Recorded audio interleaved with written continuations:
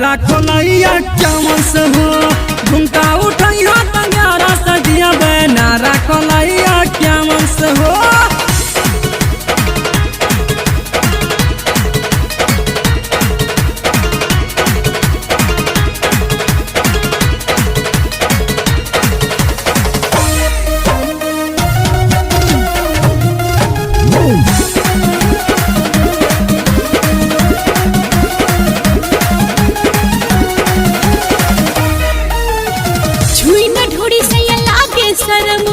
कोई लगोरी तलागे नरम हो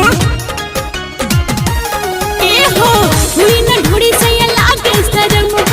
कोई लगोरी तलागे नरम हो लबर तीन से दिया सलाई न हो सलाई न हो सलाई न हो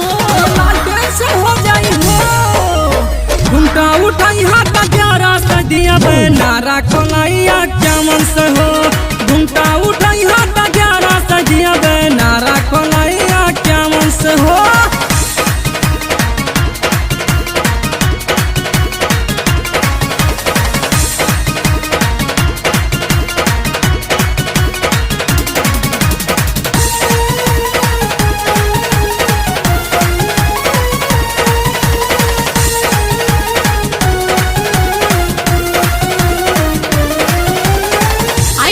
जवान से हम हो न खाले हो चढ़ के आई त काट ले हम गाल हो चल हटना आई बिष्ट जवान से हम हो न खाले हो चढ़ के आई त काट ले हम गाल हो ऐसे हुई न गंदा रजाई न हो रजाई न हो रजाई न हो स्टेडवे पे हो जाई हो घुमटा उठाई हो त ग्यारह सदिया बे नारा खोलैया चमन से हो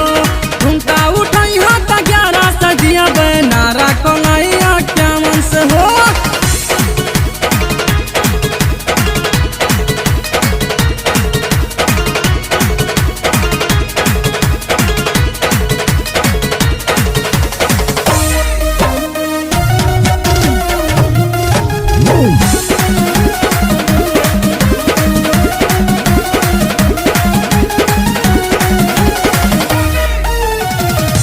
जिला के सब जाने ला मामा कंचे दीवाना बनिए तोहरे सजाना चल हट